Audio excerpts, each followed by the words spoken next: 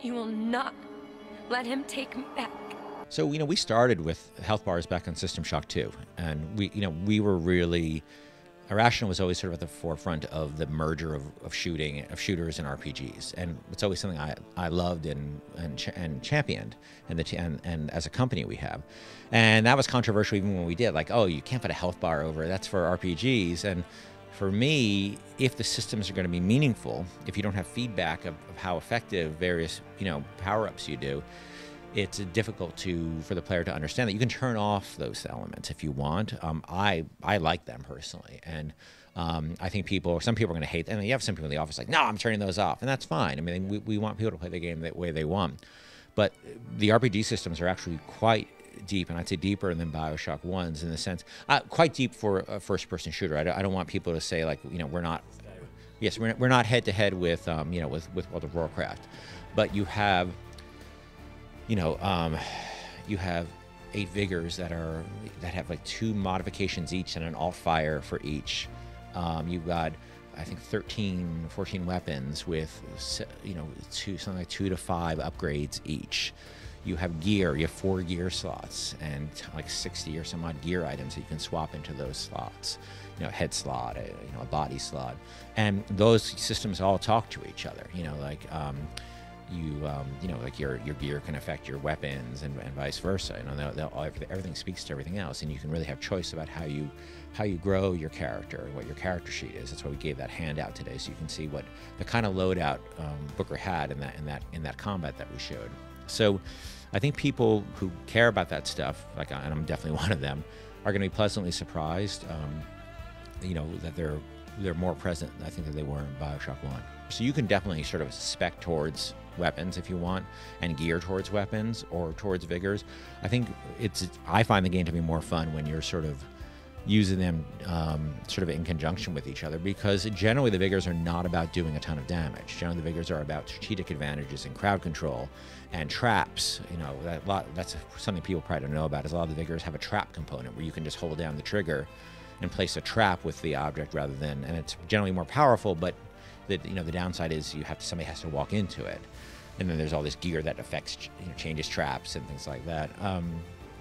So I really like to play it sort of with both. I think people are it's really part of BioShock, but I haven't done it, but I'm fairly sure you can spec to be successful as just a weapon guy or a vigor guy, but I think you'll be missing a lot of the game. Fortunately, we have this visual language in the game. We have complete consistency of, if you can loot an object somewhere, you can loot it somewhere else. I don't want, like, this one desk can be looted, but the other desk can't be. But we do have a visual language of the desk being open, which means you can't loot. Like, that's what happens after you loot it. So we basically just went in and opened a bunch of the desks, so we didn't change a huge amount of the geometry or anything. But because, I don't want to go in a room and have 15 things to loot. You want to go in and have 2 or 3 things to loot. And that's a real balance. But, I am a loot whore and always have been. And but you have to make sure that the player is rewarded. That's why as we sort of built it and we encourage players to go off the beaten path, the player has to feel rewarded for going off the beaten path and have, feel that there's loot there. And that becomes a bug for us when we see you go off the beaten path and there's nothing there for you. That's a bug. The needs of our great city of Columbia must come before the desires of any foreigner, whether they be enemy or friend.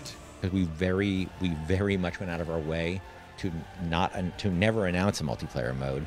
When people ask me about it, I always said we experiment with a lot of things, but we only put something in the game if it's worthwhile. So, when you say cut, it's not really. It was never there. I mean, a million things get cut from the game because the game evolves and changes all the time. So probably, and this may come back to bite me. So my mind can change in this. I probably lead more in a co-op direction than in a competitive direction. But anything we did would have to respect the integrity of the narrative world. Once we disrespect the work we did to build up this believable environment, everything comes crashing down, and everything suffers because of it. So we would want to make sure that it's something that people felt like, okay, this isn't just something they tacked on. It's an integral part of the game.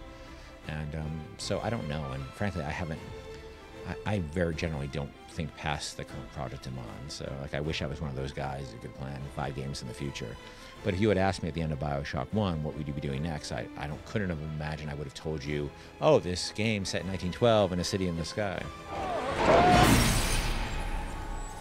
Yeah, so when Rod Ferguson, who used to produce the Gears of War games, he came up to see the game last July or August, and he was thinking about leaving Epic, or he had left Epic, and he fell in love with it. He looked at it and he's like, oh my God. I mean, and he just played probably the part you saw. He just saw like the beginning part and saw those moments you're talking about. He said, you know, games need to be doing these kind of things. They need to be working in this space. And we talked about it, and I said, you know, are you interested in coming? Because when you have an opportunity to have a guy like Rod Ferguson join, you have Rod Ferguson join. And so he came on board, and he, you know, worked on the game for a little while, and he, you know, worked his ass off. And he's, you know, we were talking one night. He said, you know, look, I think this is great, but it could really benefit from, you know, 3 or 4 more weeks of polish and bug fixing. And, you know, I knew sort of this, I could see already the stories that would be going on in the press. You know, Irrational announces his 2nd delay, and it's not great, but at the end of the day, I don't care, you know, because we want to release the game that the fans deserve. BioShock Infinite is coming to PC, PS3, Xbox 360 on March 26, 2013.